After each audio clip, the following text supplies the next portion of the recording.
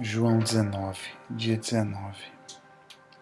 Pilatos então mandou que açoitassem Jesus. Os soldados traçaram uma coroa de espinhos e puseram em sua cabeça. Vestiram nele um manto púrpura e chegavam perto dele, dizendo: Salve, Rei dos Judeus! E o saudavam com tapas no rosto. Depois Pilatos tornou a sair e disse-lhes: Eu estou trazendo a vocês, mas quero que saibam que não acho que ele seja culpado de algum crime. Foi nesse momento que Jesus saiu, usando a coroa de espinhos e o manto púrpura.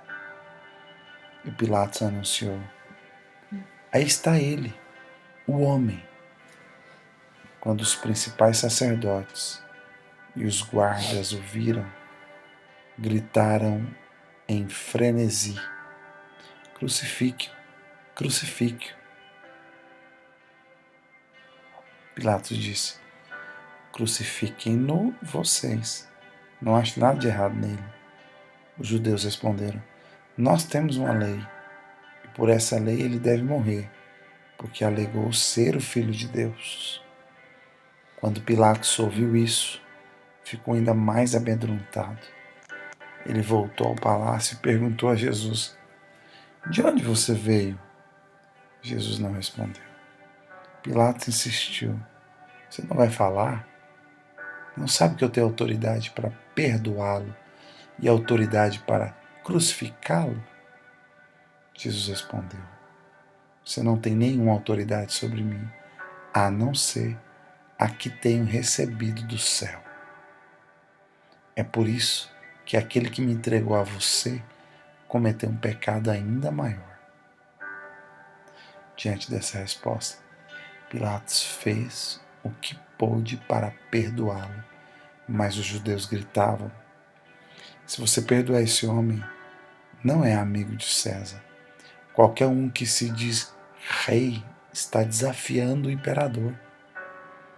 Quando ouviu essas palavras, Pilatos deixou Jesus do lado de fora e sentou-se na cadeira de julgamento, no lugar designado Corte de Pedra, em aramaico Gábata. Era o dia da preparação para a Páscoa. Por volta do meio-dia, Pilatos disse aos judeus: Aqui está o rei de vocês. Eles gritaram de volta: Mate-o, mate-o, crucifique-o. Pilatos disse: Devo crucificar o rei de vocês? Os principais sacerdotes responderam: Não temos rei, senão César. Então Pilatos cedeu ao pedido deles e entregou para ser crucificado. Note que a acusação de Jesus, que o sistema religioso organizado provocou, articulou e fez foi: ele se diz ser o Filho de Deus. Note que confessar que você é um filho de Deus é algo muito poderoso e profundo. O primeiro a fazer isso foi crucificado por causa disso.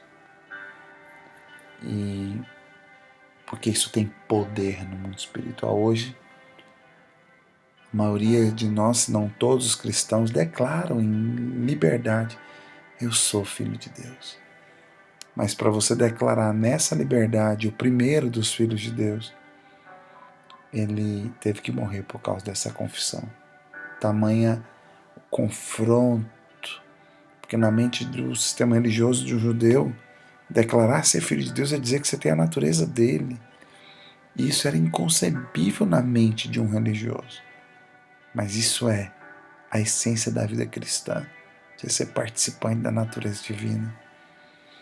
Outra coisa muito interessante é a relutância de Pilatos em condenar Jesus e a insistência do sistema religioso em condená-lo.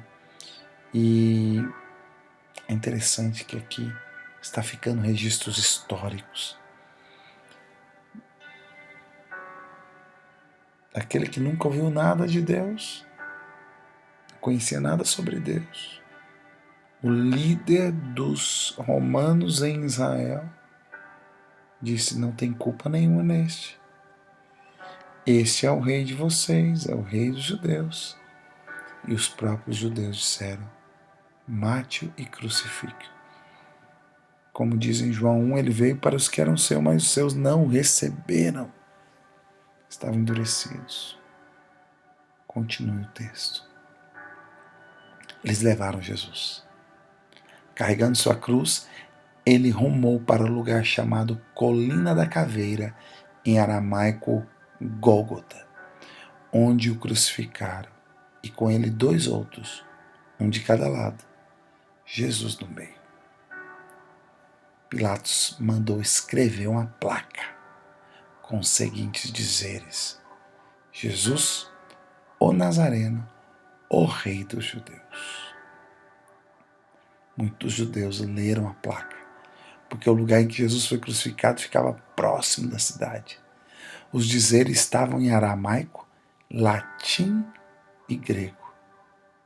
Os principais sacerdotes foram reclamar com Pilatos: não escreva o Rei dos Judeus. Escreva assim: este homem disse ser o Rei dos Judeus.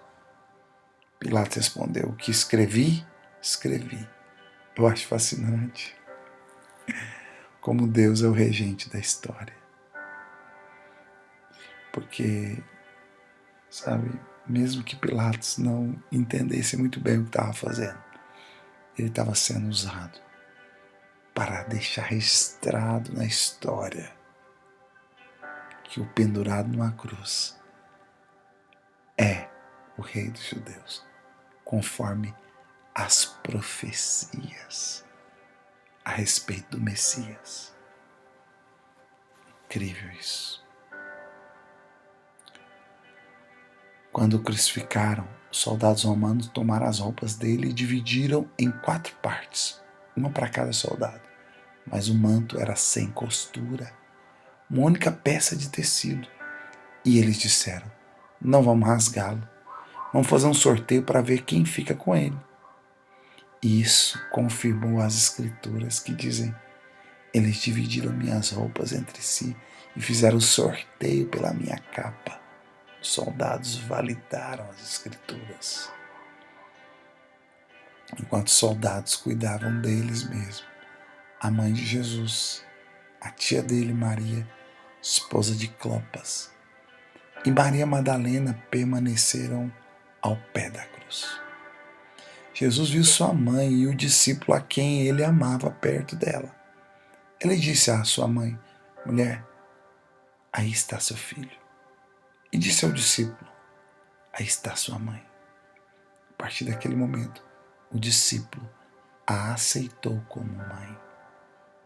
Vendo que tudo havia acontecido para que os registros das Escrituras pudessem se cumprir, Jesus disse: estou com sede. Havia uma caneca de vinagre ali. Alguém mergulhou uma esponja do vinagre, espetou numa lança e levantou até a sua boca. Depois de provar o vinagre, Jesus disse: está feito, encerrado. E, curvando a cabeça, entregou o seu espírito. Você sabe que vinagre é vinho perdido. Você entender que caneca de vinagre é o cálice de vinagre. É um cálice. O que é cálice na Bíblia? É herança.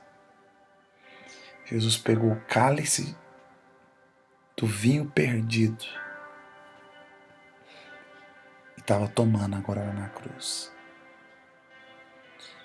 Você tem que lembrar que lá em João 13, Jesus fez a ceia com os discípulos. E quando ele deu o cálice da nova aliança, não era vinho perdido, era o melhor vinho. Lembra que Jesus só trabalha com o melhor vinho, conforme em João 2. Então Jesus deixou o cálice do Filho amado, que é o melhor vinho, que tipifica a vida alegre, abundante, e autêntica, que é a vida do Filho amado, ele deixou com os discípulos, com os pais da igreja, com a igreja, com os cristãos. É a herança que ele deixou para nós. A vida abundante. Ele deixou o cálice do Filho amado. Tomai e beber, esse é o meu cálice. O cálice da nova aliança, no meu sangue. Ele deixou para nós. Mas agora na cruz ele está tomando o cálice de Pedro, Tiago, João, de todos nós que estávamos representados naquela reunião. E o cálice nosso, das nossas obras, dos nossos pecados, da nossa incredulidade, da nossa rebeldia, é vinagre. Vinagre é vinho perdido. O que é vinho perdido? É escassez, angústia, medo, incredulidade. Isso é vinagre. Toda vez que você fica bebendo isso no seu dia a dia, você está bebendo vinagre. Só que Jesus não deixou vinagre para você. Jesus deixou cálice da nova aliança, cálice do Filho amado. Ele bebeu vinagre lá na cruz, nunca esqueça disso. Depois que ele bebeu vinagre, ele disse: está feito, em outras palavras, eu bebi por inteiro o cálice que o Senhor pediu para eu beber, Pai. A maldição dos pecadores. Está feito. Baixou a cabeça, entregou o Espírito. Depois de beber o cálice dos malditos. Isso é forte demais, gente. Vamos lá. Era o dia da preparação para o sábado. Por isso nenhum corpo podia permanecer na cruz no sábado, um dia especialmente sagrado naquele ano. Os judeus pediram a Pilatos que as pernas dos condenados fossem quebradas para apressar a morte deles, a fim de que os corpos pudessem ser retirados. Então, os soldados quebraram as pernas do primeiro homem crucificado com Jesus e depois do outro. Quando se aproximaram de Jesus, viram que ele já estava morto. Por isso não quebraram suas pernas. Um dos soldados cortou o lado de Jesus com sua lança e do ferimento jorraram sangue e água. Uma testemunha ocular dessas coisas apresentou um relatório preciso. Ele mesmo viu e está contando a verdade para que vocês também possam crer. Isso também confirmava a Escritura. Nenhum osso do seu corpo foi quebrado. Esta outra passagem também. Eles olharão àquele a quem traspassaram. Depois de tudo isso, José de Arimateia, um discípulo de Jesus, mas às ocultas, porque tinha medo dos judeus, pediu a Pilatos o corpo de Jesus. Pilatos deu permissão e José levou o corpo.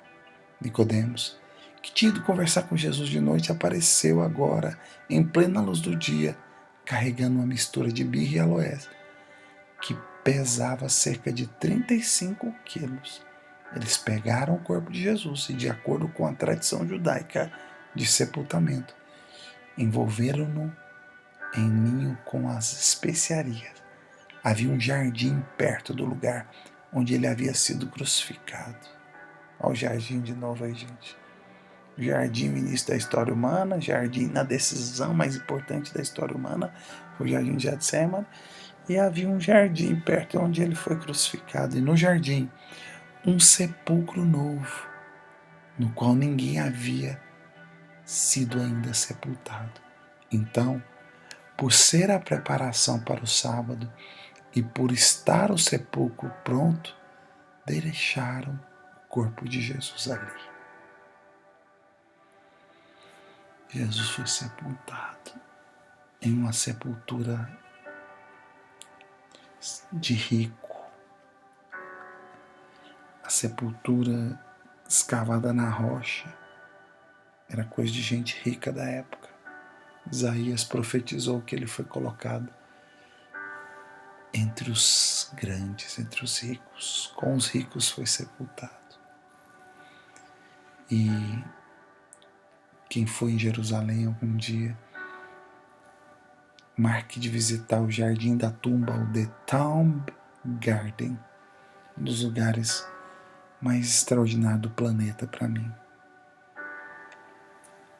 É perto do Monte do Gólgota, onde ele foi crucificado, do lado tem o jardim onde tem a sepultura que está aberta, que é a sepultura de Jesus. Mas o que é interessante aqui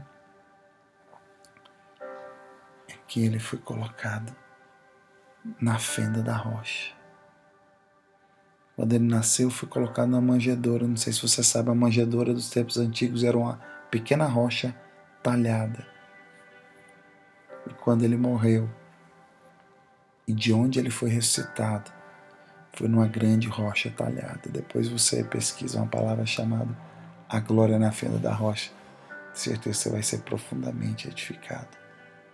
Mas na próxima lição a gente entra na ressurreição.